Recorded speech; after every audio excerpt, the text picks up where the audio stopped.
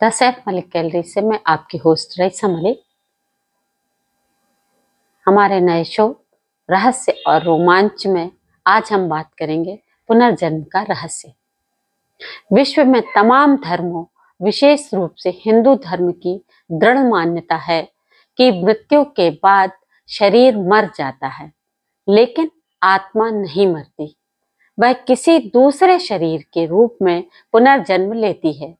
प्रत्येक जन्म में हमें पिछले जन्मों के कर्मों का फल भोगना पड़ता है, लेकिन आधुनिक युग तो तर्क तथा विज्ञान का युग है। वह प्रत्येक दावे का प्रमाण मांगता है। बिना तथ्यात्मक प्रमाण के पुनर्जन्म का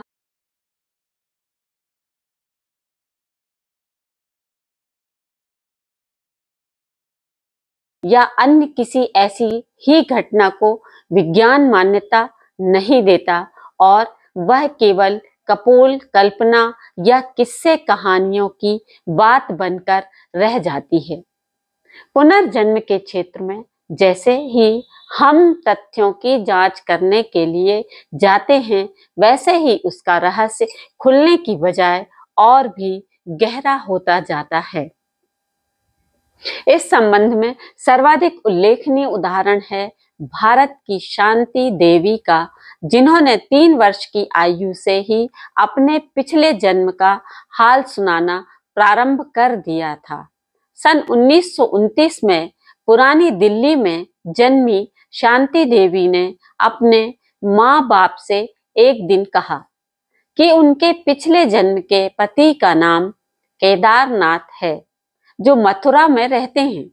उनका घर पीले रंग से पुता हुआ तथा बड़े मेहराबदार दरवाजों व नक्काशीदार खिड़कियों से युक्त है।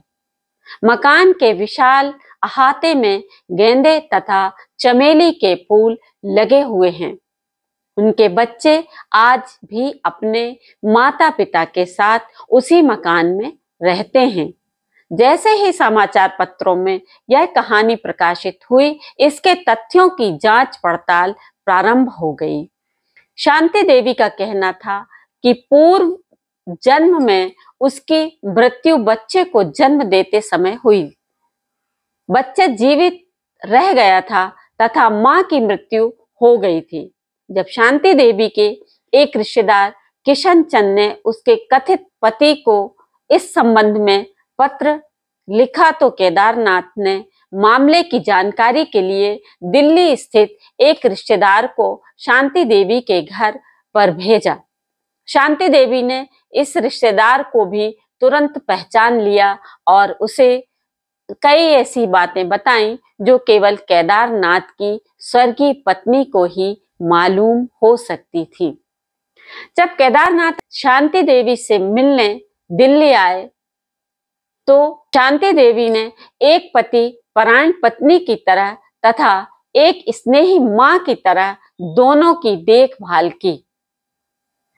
ऑल इंडिया न्यूज़पेपर सोसाइटी के अध्यक्ष और सांसद देशबंधु गुप्ता के नेतृत्व में शांति देवी को मथुरा ले जाया गया। स्टेशन पर उतरकर शांति देवी ने अपने पुराने घर का रास्ता स्वयं तलाश कर लिया।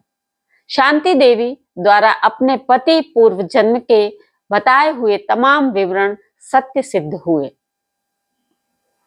न केवल भारत में पूर्व जन्म की कथा सुनाने से संबंधित ऐसे अनगिनत उदाहरण सामने आए हैं, बल्कि विश्व के अन्य देशों में भी अनेकों व्यक्ति अपने पूर्व जन्म का हाल बताने का दावा करते रहते हैं।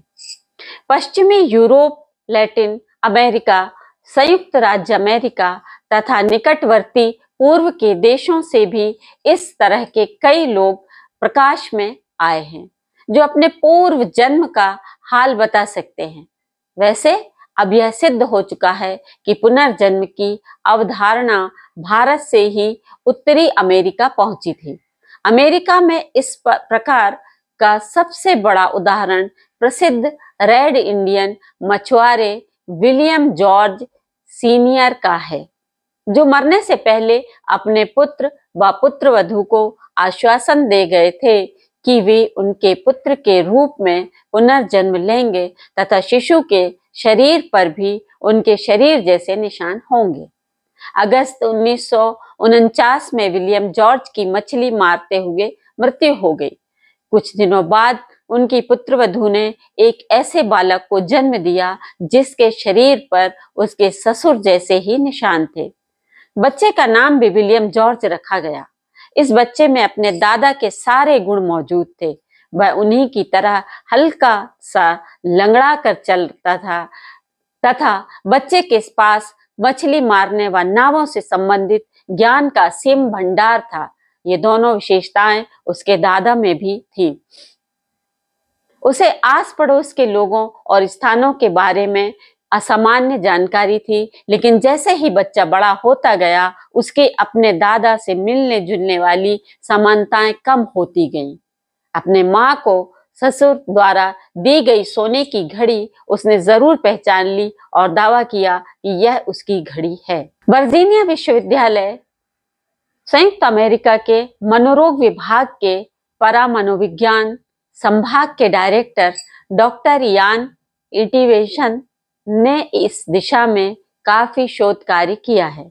उन्होंने विश्व के तमाम कोनों से आए हुए इस प्रकार के विभिन्न मामलों का विस्तृत अध्ययन करके निष्कर्ष निकाला है कि लोगों के धार्मिक व सांस्कृतिक विश्वास उनके पुनर्जन्म संबंधी वर्णनों पर काफी असर डालते हैं। उन्होंने पता लगाया कि मृत्यु और पुनर्जन्म के बीच रहने वाले समय के अंतर का औसत अलग अलग देशों में अलग अलग है। तुर्की में 8 माह, भारत में 56 माह और श्रीलंका में 21 माह तथा अलास्का में यह अंतर 48 माह तक का है। इसके अलावा दुर्घटनाग्रस्त होकर मरने वाले मामलों में पुनर्जन्म का किस्सा अधिक सुनने को मिलता है। श्रीलंका में 40% तथा लेबनान और सीरिया के कुछ क्षेत्रों में 80% तक ऐसे मामले मिलते हैं। अक्सर उस जन्म से इस जन्म में लिंग परिवर्तन भी हो जाता है तथा माताओं को गर्भावस्था के दिनों में किसी आत्मा का संदेश भी सुनाई पड़ता है कि वह उसके बच्चे के रूप में जन्म लेने वाली है। प्राचीन विद्वानों, बाइबल तथा अन्य प्राचीन ग्रंथों, प्लेटो जैसी यूनानी विचारकों ने भी मृत्यु के पश्चात भी जीवन की निरंतरता, आत्मा की अमरता तथा पूर्व जन्म की स्मृतियों के शेष रह जाने का उल्लेख किया है।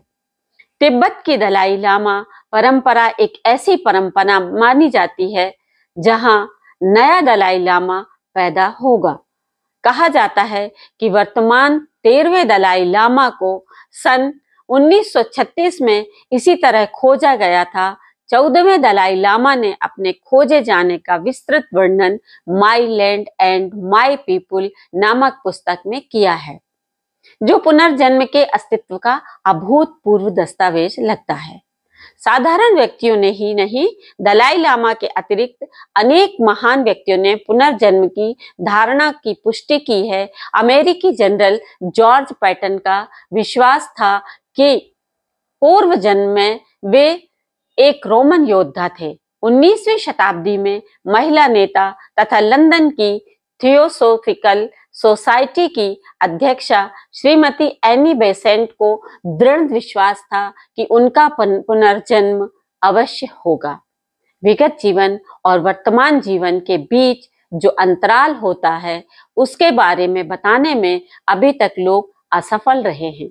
मान लीजिए एक व्यक्ति को याद आता है कि वह पूर्व जन्म में उसकी मृत्यु सीढ़ियों से गिरने के कारण हुई थी। यदि उसके वर्तमान जन्म और पूर्व मृत्यु में 2 वर्ष का अंतर रहा है तो वह यह नहीं बता पाता कि इन 2 वर्षों में उसका अस्तित्व कहाँ और किस रूप में रहा होगा। अक्सर पाया गया है कि 5 वर्ष तक के बच्चे ज्यादा अच्छी तरह अपना भूतकाल याद कर पाते हैं। 6-7 वर्ष की उम्र होने पर उनकी स्मृति धुंधली हो जाती है और बड़े होने पर वे बिल्कुल भूल जाते हैं। इस तरह की बातों का कोई तार्किक उत्तर ना तो विज्ञान दे पाया है और ना ही परामनोविज्ञान। डॉक्टर स्टीवेंसन ने आज तक 1600 ऐसे मामलों की जांच की है जिनमें पूर्व जन्म की यादें होने का दावा किया गया है। उनका कहना था कि जो लोग पूर्व जन्म में डूब कर मरते हैं वे इस जन्म में भी पानी से डरते हैं।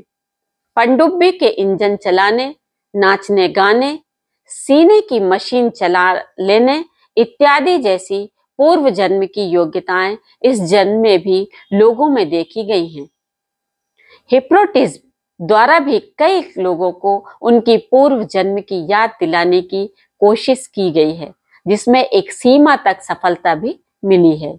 स्टीवेंसन ने 200 लोगों के शरीर पर ऐसे निशान पाए जो जन्म से ही थे और वही निशान उनके शरीर पर पूर्व जन्म से भी थे। इनमें गोलियों से लेकर धारदार हथियारों तक के घावों के निशान शामिल हैं। डॉक्टर स्टीवेंसन के ही शब्दों में पुनर्जन्म के रहस्य की निम्न शब्दों में व्याख्या की जा सकती है। हम कभी यह सिद्ध कर सकते हैं कि पुनर्जन्म नहीं होता और ना ही हम उसके होने का प्रमाण ही दे सकते हैं। आज तक मैंने जिन मामलों की जांच की है उनमें कमियां थी और कई में तो काफी गंभीर कमियां भी थी। किसी एक मामले से या सभी मामलों से संयुक्त रूप से भी आज तक पुनर्जन्म का कोई निश्चित प्रमाण नहीं मिल सका। हाँ, इन सभी मामलों में ऐसी घटनाएं और गवाहियां अवश्य मिलती हैं जो पुनर्जन्म की ओर इशारा भर करती हैं। हम फिर मिलेंगे आपसे किसी नए रहस्य या रोमांच के साथ। द साइक गैलरी से मैं आपकी होस्ट रेशम।